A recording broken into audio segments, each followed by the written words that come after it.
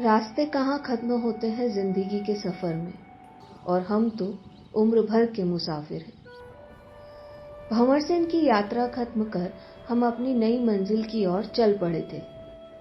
हमारी नई मंजिल थी उत्तर पूर्वी भारत का एक राज्य आसाम। आसाम के एक छोटे से गांव पथारी घाट की ओर जाना था हमें। पथारी घाट के बारे में कई सालों पहले मुझे मेरे मित्र ताज ने बताया था। ताज का घर पथारी घाट में ही है। आप सोच रहे होंगे कि आखिर हम परिंदे इतनी दूर क्यों आए हैं। क्या है ऐसा वहां जो हम आपको दिखाना और बताना चाहते हैं। साथियों, पथारी घाट सिर्फ एक आम सा गांव नहीं है। पथारी घाट में 1857 के बाद शुरू हुई क्रांति से जुड़ा एक महत्वपूर्ण पन्ना है। यह बात तो हम सब जानते हैं कि 1857 से लेकर 15 अगस्त 1947 के दिन तक हमारे देश में अंग्रेजों के खिलाफ कई आंदोलन और सत्याग्रह हुए हैं, जिनमें हमारे कई अपने शहीद हुए हैं। पर क्या आप यह बात जानते हो कि 1857 से लेकर आजादी के दिन तक भारत के किसान भाइयों ने भी कई बड़े आंदोलन किए हैं। कभी अंग्रेजों की नीतियों के खिलाफ तो कभी सूदखोरों के खिलाफ। किसान आंदोलन के बारे में नेट पर सर्च करें तो मुख्य आंदोलन जैसे 1859 का नील आंदोलन, चंपारण, खेड़ा सत्याग्रह, अन्य तक का विवरण मिल जाता है। मगर आसाम में 1894 में हुए उस आंदोलन का जिक्र नहीं मिलता जिसे खोजते हुए हम जा रहे हैं पथारी घाट।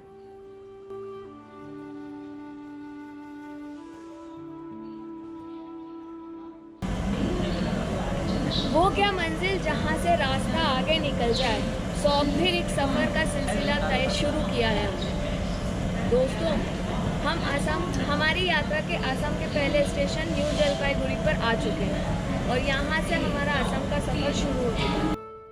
हम गुवाहाटी कामाख्या रेलवे स्टेशन के नजदीक पहुंचते जा रहे थे और मन की उत्सुकता बढ़ती जा रही थी। अब गुवाहाटी कुछ ही दूरी पर है और वहां पहुंच हमारी मुलाकात होगी ताज से। वहां से आगे के पूरे सफर में ताज हमारी मदद करेंगे।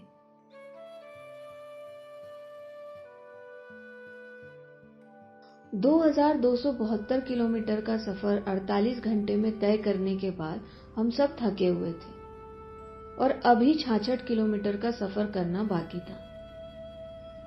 मगर शहरों के शोर और बड़ी बड़ी इमारतों के जंगल से दूर खुले आसमान में ढलते सूरज को देखना मन को सुकून दे रहा था।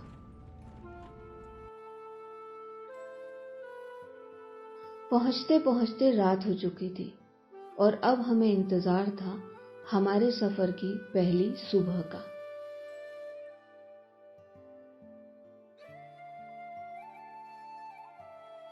अभी अभी कुछ क्षण पहले ही नभ में गर्जन ध्वनि सुनी है। बरखा के मौसम जैसी रिमझिम बारिश की धुन सुनी है। गांव की पहली सुबह ने कुछ यूं स्वागत किया हमारा।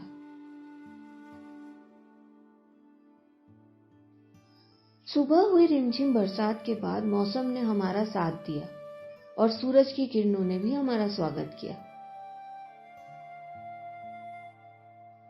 जाग उठा है रवि, वातावरण तनिक बदलाव में है। शहरों से दूर हमारा सफर आज गांव में है। मौसम ने जैसे ही इजाजत दी, हम निकल पड़े गांव से रूबरू होने।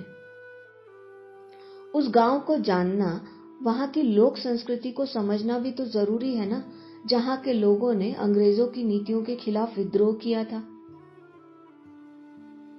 कितना खूबसूरत दृश्य है। चंद पंक्तियां याद आती है। महिला पुरुष सभी मिलजुल कर घर के काम कर रहे हैं। महिला पुरुष सभी मिलजुल कर घर के काम कर रहे हैं। मेहनत कश है साहब, सो मेहनत कर जी रहे हैं।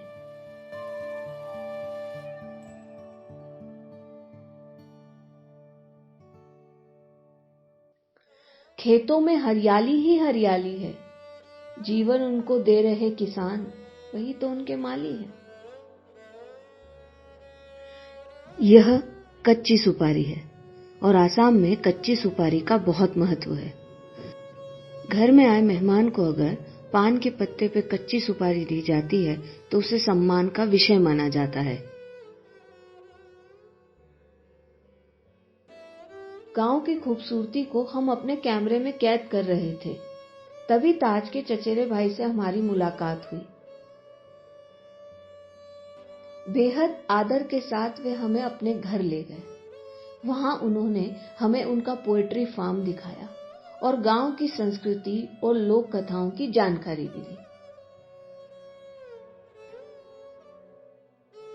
गांव का अतिथि प्रेम देख मन मानो मानने को तैयार नहीं था कि शहरों में एक और जहां लोग अपने पड़ोसियों तक को नहीं जानते, वहीं यहां अजनबियों से इतना प्रेम कैसे? ताज के कहने पर हमने रुख किया गांव के दूसरे हिस्से की ओर। जैसे ही हम घर से निकल सड़क पर पहुंचे, लकड़ी गाड़ी में चढ़ाने का एक अद्भुत तरीका देखा।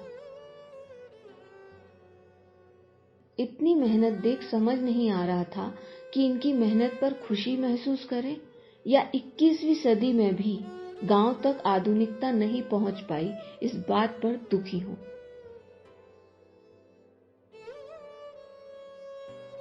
दिन भर गांव की खूबसूरती को कैमरे में कैद किया हमने, मगर मन भर ही नहीं रहा था। लग रहा था काश आज सूरज हमारा साथ दे तो हम एक ही दिन में पूरा गांव घूम लें। यहाँ की खुशबू, यहाँ की शुद्ध हवाएं अपनी सांसों में भर लें, जो जीवन भर हमारे साथ रहे।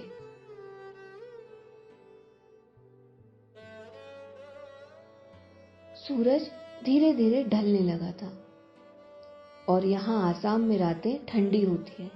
अगले दिन की प्लानिंग के लिए और ठंड से खुद को बचाने के लिए हमने आग का सहारा लिया।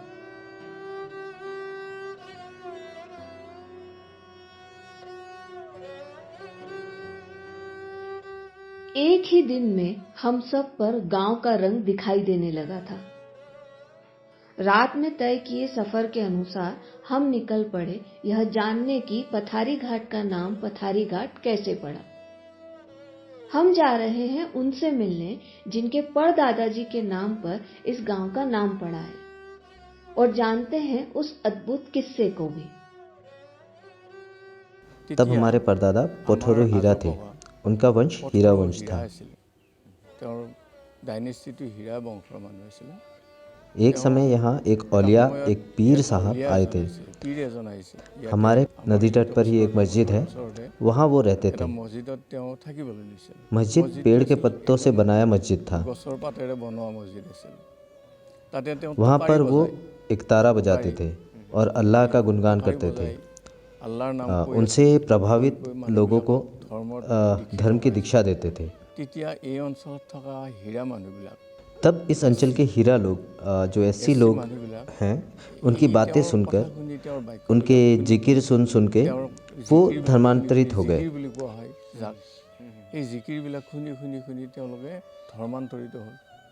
हमारे परदादा थे हिंदू, उन्होंने मुसलमान धर्म अपना लिया और उस समाज ने पोठोरो हीरा से पोठोरो शेख नाम रख दिया।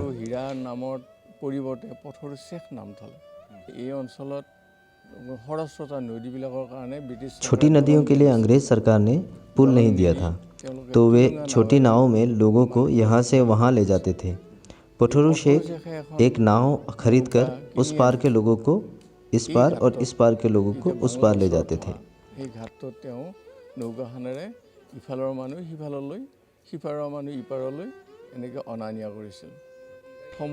धीरे धीरे उन्होंने बड़ी नाव खरीदी और गाय बकरी भी पार करवाने लगे।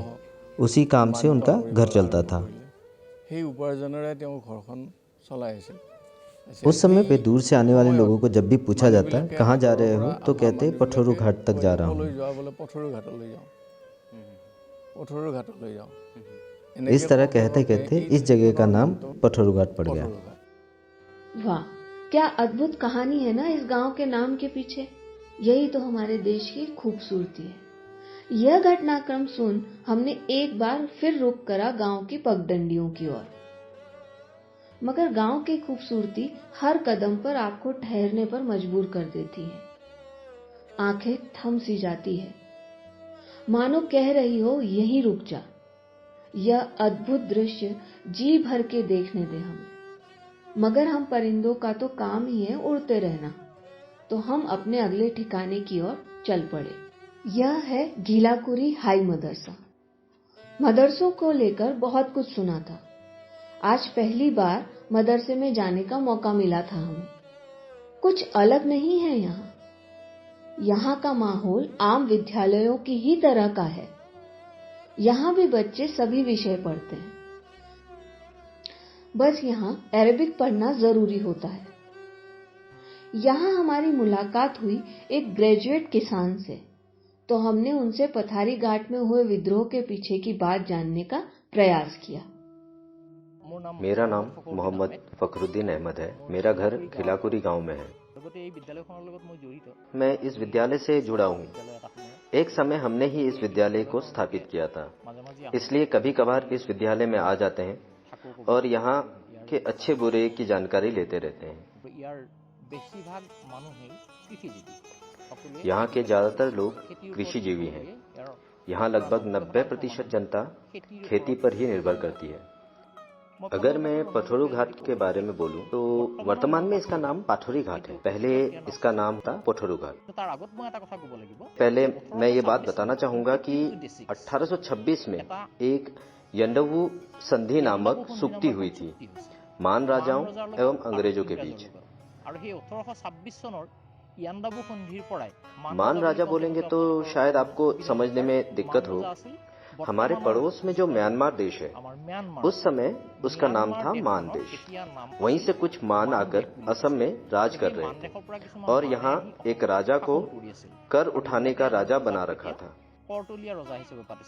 1826 में अंग्रेजों ने मान राजाओं को हटाकर अपना शासन जमा लिया। इससे पहले भारत के कई राज्य अंग्रेजों के अधीन थे, लेकिन असम 1826 में ही अंग्रेजों के अधीन आया। 1826 में अपना शासन जमाने के बाद अंग्रेजों ने यहाँ के किसानों पर कई प्रकार के कर लगा दिए, क्योंकि उस समय यहाँ पर बहुत बुद्धिजीवी या अन्य व्यवसाय करने वाले लोग नहीं थे।